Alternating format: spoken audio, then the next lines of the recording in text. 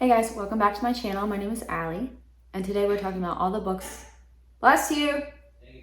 Today we're talking about all the books that I read in, what month is it? April. As always, in most of my videos, I ramble on a lot, but in wrap-up videos, I start reviewing all the books like in length. So if you want to skip around, feel free. I'll put chapters down below. Also, if you want some more in-depth reviews or you want to watch me reading these books, I do have vlogs on most of them, which I will link down below. Let's get into it. So I started the month out reading a duology by Mindy McGinnis, who I read previously. I read The Female of the Species, and it was absolutely delicious because it was like unapologetically violent, and I definitely got that in this duology. So the first one is The Initial Insult, and it's so funny because I literally only bought this because of the cover of the second book, and they are so completely different. And then like a week or two after I bought this, I find out that the paperback came out of the first book and it looks like this.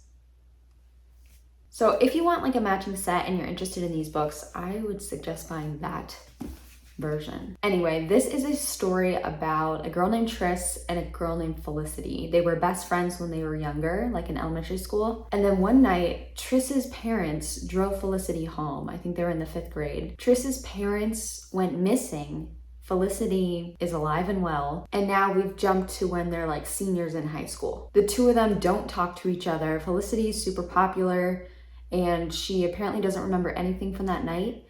And Tris is like a Boo Radley character. She's very angry and she's kind of an outcast because now she lives with her grandfather, who lives at this rundown kind of zoo. What I didn't realize going into this was that it was, I heard on the blurb that it was like Poe inspired, but my God, the Poe references were out the wazoo. Get it? Zoo? Ugh. So honestly, if you like Poe, I would pick this first one up especially because it was like, when you recognize a Poe story, take a shot. Obviously, The Fall of the House of Usher, but The Mask of Red Death, The Cask of Amontillado, which is probably the main one that it's inspired by, but also little snippets of The Telltale Heart, which is definitely the inspiration for the second book. The Black Cat was a huge part of it. And even The Pendulum, which came in at the most bizarre moment. Ooh. Those are pretty much the only Poe stories I've read. And so I was thinking to myself, like, God, what am I missing here? What's going over my head? I want to get like an anthology of Poe stories and then possibly reread this. That part was very fun. The story, it was a little messy. I'm gonna let you know that. This basically takes place in one night, and it's a total fever dream. Like, it's insanity. And so the messiness is almost forgiven, I guess, because it is so fevered, I suppose. But the only problem is that it really flips back between past memories and the present. And I think there was way too much flipping back and forth. Like, I feel like we could have figured out these things more in the present, just talking about it, than flipping back to a memory, because essentially they were talking about it when we were reading about it. We just didn't see that. So I feel like it did take away from the fevered aspect, which I feel like they should have gone all in. The only thing, the best part, again, about Mindy McGinnis's books is that she is so violent in her writing and gory, and she doesn't hold back. I so appreciate that. I'm not gonna tell you the plot of this book because even just reading the flap on this page will ruin the first book or spoil it. Honestly, if it just ended where it ended in this book, it would have been absolutely fine. It was like a little ambiguous, but you pretty much could guess the mystery. And I think that's what this really is. The first book is a mystery, this is a thriller. This does not happen in one day. It happens over a span of time. There's not really any flashbacks. There's different narrators in both of these. Also, an animal narrates in both of these. I just want to let you know that. It's pretty interesting, but also, was it necessary? I don't know. In one of these books, a character gets a wound on their body. They cover it with duct tape. And if that wasn't just gross enough because, you know, unsanitary, eventually they take that duct tape off and there's like just pus everywhere, but there's maggots in the wound. Sorry. Sorry. I've never been more disgusted, and I've never been more happy at being disgusted. At the end of the day, these were fine. I gave them both 3 stars. Looking back, I think I liked this one better because I felt like it was possibly stronger, but then there were things about it I didn't like that weren't in here. Then again, half of this book I did not like. Like one of the narrator's stories, I didn't give one single shit about, but it was a very different vibe. This was mystery and mostly like a retelling, kind of just a creepy gothic story, and this was thriller. So if you like thrillers, you might like this better. There were aspects that I don't know how to wrap this review up. Even though I gave it a 3 and I was a little bit disappointed just because it did feel rather messy, I'm still very, very much excited for whatever Mindy McGinnis writes next, because the things that I like about her, I'm not reading in any other story, especially YA. Then I watched Bridgerton season 2 and I found it very frustrating. I enjoyed season 1. I thought it was fun, it was sexy, and I thought the pacing was really well done. The second one's pacing, first of all, there wasn't enough build up for the relationship, which is, I mean, it's a romance, so that's kind of important. But also it was like the will they, won't they? It was so frustrating and there wasn't enough payoff either. But I watched Meredith with Reading with Merb. I'll link this video down below. She did a reading vlog, rereading the Viscount Who Loved Me. Oh my gosh, the serotonin I got from that video. So I was definitely convinced to read this book. Also, Mina Reeds was like documenting her time reading this book as well on Instagram and Book Talk. And the consensus between those two was that the story of the book was totally different than the story in the show. So I picked it up. And I liked it much better than the show. Honestly, the whole conflict, it's totally different. It's an entirely different story. It's much more focused on Anthony and Kate, the buildup of their relationship, the turbulence, the angst. It was sweeter than the show. It was sexier than the show. If you like romance, but you dislike season 2 of Bridgerton, I would pick up the book. I gave that one 3.5 stars. And then I read the next book, which follows Benedict. It's An Offer from a Gentleman, also by Julia Quinn. This one follows Sophie and Benedict. I really like Sophie. Like, I was not prepared to be so attached to a character, especially a new character in a Bridgerton series. This was completely a Cinderella retelling, like especially the beginning. And at first it was a little difficult because for some reason lately I've been having a lot of secondhand stress for any characters that like as children were mistreated. I'm just like, I cannot deal with it. But it gets, as with the actual fairy tale, like our main character gets through it, survives, and thrives. Weirdly enough, I disliked Benedict in this one. Like, I mean, we know him, so I knew that he was a good person, but if we didn't know him, I'd be like, this man belongs in jail. Essentially, this is like a Cinderella buildup, then she's kicked out of her house. We get a time jump when she's like a servant at another house, and then the two come together. I'm very interested in seeing how they do this on the show and who they're gonna cast as Sophie. And I do have a hold in my library for the next book, which I think follows Colin, if we're going alphabetically. Then I read An Arrow to the Moon by Emily X.R. Pan. I just absolutely love this cover and I absolutely love this book. You can watch me vlog it in one of these corners. This is a story about 2 teenagers, Hunter and Luna. Basically, this story is a Romeo and Juliet retelling with Chinese mythology mixed in as well. The fantastical elements are really light and I don't know, it's just, it was very fairy tale-like because it was like very much in the real world, the contemporary world, but then like little things were happening in the background. Basically, these 2 teens meet, they have a connection, and then they're really drawn to one another. It's a forbidden romance because their families do not like each other. Basically, that's where the Romeo and Juliet stops because this becomes its own thing. And the way it ends is really interesting. It was almost very wholesome, like it felt just cozy and very, I don't know, like I can't wait to reread this. I also thought like the teen part of it, like the crush, having a crush part, that was so good. And the way it was written, absolutely great. I cannot wait to read more of Emily X.R. Pan's work. The author really did a great job of just like the writing style. It was very like poetic and it was very beautiful, but it was also like, That was a positive sound, I just want you to know. And also the author did such a good job of the imagery. Like I was there. There are fireflies in here. There's like the glowing of the moon. There's all these very tactile, I don't know if I'm using that word correctly, but all of the senses felt like they were in use in this book, even though I was just staring at pieces of paper. Like I could see things, I could smell things, I could taste things. Those are the senses. Oh my God. All in all, I really enjoyed this. I gave it a 4.5, and I think it's my favorite mythology retelling so far this year. It's either this or This Woven Kingdom. I really enjoyed that one too. This one's a little shorter and sweeter. Then I read Bunny by Mona Awad, and oof, I think this is my favorite book of the month, maybe. I've had this on my radar forever. This is basically about a young woman named Samantha. She's in a graduate program, and in her writing class, there's this clique of girls, and they call each other Bunny, and they act like, oh my God, Bunny, I miss you so much, Bunny, Bunny, Bunny, like that. At first, like, she and her friend make fun of the bunnies, and they think they're like absolutely ridiculous, but then they invite Samantha to their little group. That's all I want to tell you, because I don't even know how to explain what else happened. I so wish that I read this in 1 or 2 sittings, but I had broken it up. Like the first 100 pages or so, I had read it in like 5 or 6 different sittings. So I think that when you read this, you really should just like get it in as much as possible, because there is kind of like an initial insult. There is like a feverish quality to this writing and to this story, especially part 2. It takes a drastic change in narration.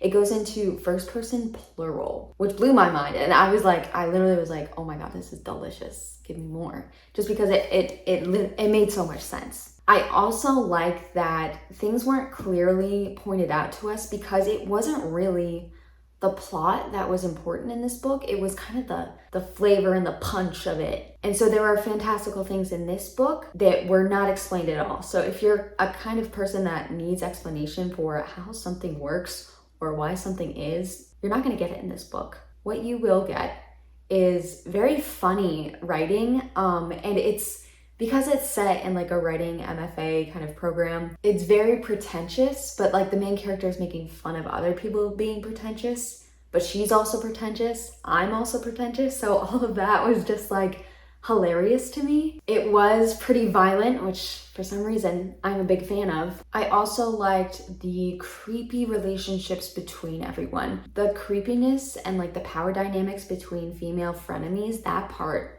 was so interesting to read about. But also Samantha and her best friend. Oh my God, I feel bad because I don't remember her name right now. Ava and Samantha. I cannot. Honestly, I'm trying to think of things that I disliked, and I really can't think of one, except for that I was lacking the motivation to read when I started this. So that's on me. So I gave this a 4.5, but I am definitely gonna reread it. And I feel like much the same, I might give both of these 5 stars in a reread. I just need to be in that moment. I need to be in that time. I feel like I'm forgetting to say something about this book, but we're done now. It was very good. Then I read this zombie novella by Malcolm Devlin. It's called And Then I Woke Up. Literally just bought this because it looks so cool. And I didn't know I was gonna love it so much. I gave it a 4.5 as well. And basically this is about a man named Spence, and he's kind of in this rehabilitation center. The coolest thing about this story is that he is talking to you as if you were a character in the book. Like you are sitting down in this rehabilitation center and he is telling you a story. So he talks directly to the audience, the reader, me, you. So the world at one point in the somewhat near past had this plague that made you think differently. Like your perception of reality was different. Like some people had it, some people didn't. And the world just went into chaos because, I don't really want to give it away, but there's some sort of zombie element to this. But again, perception. So in this story, Spence, who's a middle-aged man, who's like a narrator that I don't usually read from, it's very kind of like an action-packed story. But because we're sitting in a room with Spence and he's telling it to us, it didn't feel too Mission Impossible-like. It wasn't like an action movie. It was like someone telling us calmly about action-y things. I actually didn't care too much about the zombie story. Like, I thought the disease itself was really thought-provoking, which is one of the best parts about this book. But the actual, events that he's telling us about, I didn't care too much about, which is weird because I gave this a 4.5. But the way it was told, the way it was written, in my video, I show you the first page of this. I literally was like tearing up. It's so beautiful. The best parts about this book were definitely the thought-provoking aspects to it, like the theme of perception itself, like what is reality to another person, and how could that affect the people around them, the environment around them, literally life itself. Big ideas for quite a little book. Then I read A Good Girl's Guide to Murder by Holly Jackson. This is very hyped right now. I think it has been for a while. This is YA mystery, like a true mystery, whodunit. Our main character is Pip, and she's doing a school project because 5 years ago, there was a disappearance in their town, a girl named, I think, Andy Bell. Her boyfriend named Sal was thought to be a suspect, and then very shortly after, he killed himself. And then I guess the police kind of closed it up and said, okay, Sal did it. There was some evidence, but clearly, because a high schooler was able to crack down and figure things out, there was a failure in the justice system. So this was super fun to read. Like, actually, I was lagging a little bit in the beginning, and I think it's because one of the best parts about this book was also part of the worst parts about it, just in my opinion, is that there's mixed media in it. So there's like text interviews, there are reports, there are maps, there are snapshots from journals, and that's really cool. Like, that's really fun just to see and interact with. But then at the same time, they were using it to tell the story. So our main character, Pip, wrote in these journal entries that like literally summed up what we just read. And I thought it was a little bit TMI. Like, it took me out of the mystery because it's like, okay, well, I could just read these updates. But also, like, we just found out that also, so why are we talking about it more? I'm wondering why the author chose to do so many of those kind of entries. Maybe it was to get us closer to Pip, which I feel like did work, but also didn't, because it kind of made it feel like a detached story. And also, like, I wasn't smart enough to come to those conclusions that we just read. All in all, though, I thought it was a thrilling read. I did guess most of the twists, but there were so many puzzle pieces that it was fun nonetheless to go through it. And like the last 100 pages, I literally was like, do not talk to me, do not bother me, I want to read this. So it's super engaging. It's probably the best YA mystery that I've read. Like, as a mystery, it hit all, the formulaic mystery boxes, but then that kind of makes it a little boring to me, or maybe it just doesn't stand out. I give this a 3.5. I really liked it. I had a lot of fun with it. I won't be continuing this series. It did end very well. Like, I was scared that because this is a trilogy, I believe, I thought they were gonna leave us and be like, are you kidding? I just read all of this and I don't get a satisfying ending. It was satisfying. And actually, I teared up because at the end, I can't tell you what the quote is because it'll spoil things. One of the characters makes a speech at the end, and it got me in the feels. I think this also said a lot about how race and media, obviously this is like her entire project that she was doing. She wasn't trying to solve the murder. She was trying to prove that the media badly affected this case, wrongly influenced this case. And Sal, I believe, is Indian. And so you see some of the interviews with some of the assholes, and just, it was disgusting to read about, but it's also important to read about because it's so fucking true. Like, this shit happens and it's unfortunate and it needs to change. The one other thing that was kind of annoying to me was that, you know how in movies or books, why am I talking about other books and movies? In this book, there is like this monologue of reasoning of like why someone did something. And it feels unnatural whenever a story does that to me. Just because it's like, oh, I've kept this secret for years and years. Let me just vomit all this information to you. It's very satisfying because you get every single detail, but at the same time, that doesn't make sense. And then I'm gonna end on a good note. This story started slower to me, but it did a great job. This author did a great job of making the main character, who is kind of our detective, more obsessed with this case, that like it really kind of grew. The obsession for her grew, the obsession for me grew, the intrigue grew, the stakes got a little higher. But again, this wasn't like Mindy McGinnis level fucked up. And I feel like I need that. If it's gonna get a little dark, I need it to go all the way. That's just a me thing though. All in all, this was really fun. If you like mystery, it was solid YA mystery, probably one of the best I've read. And then I read The Empress of Salt and Fortune by Niveau. I got this in my library as the audiobook and the ebook, double whammy. This is a novella, and I guess it's technically fantasy, but it feels like historical fiction, which was a little intimidating to me. It's like a make-believe Imperial China kind of situation. So our main character, Chi, goes around, they're a clerk, and I guess they document history so that it can be passed on through generations. So Chi and Almost Brilliant, or is it Amazingly Brilliant? I think it's Almost Brilliant. They come across this place, which I should totally remember what it's called. And they come across this old woman named Rabbit, who starts telling Chi and Almost Brilliant these stories about the Empress of Salt and Fortune. And the reasons why I really liked The Empress of Salt and Fortune, the book, was because it was kind of similar to this book, surprisingly, is that it was very much a story being told. It wasn't being told to us directly, but it was being told to Chi. But still, I thought it was very good. Again, I was a little intimidated because although this was a make-believe Imperial China and history, I felt like I was failing a history exam. I don't know why. I need to get over the fact that if something is set in a make-believe place or even just in the past, it's not that complicated. Like, I can figure it out. I believe in myself. I like the overall flavor of this book. And I feel like that, like with short stories and novellas and even poetry to an extent, you kind of have to get like the overall taste of it because it is short, it is quick, and those are the same things.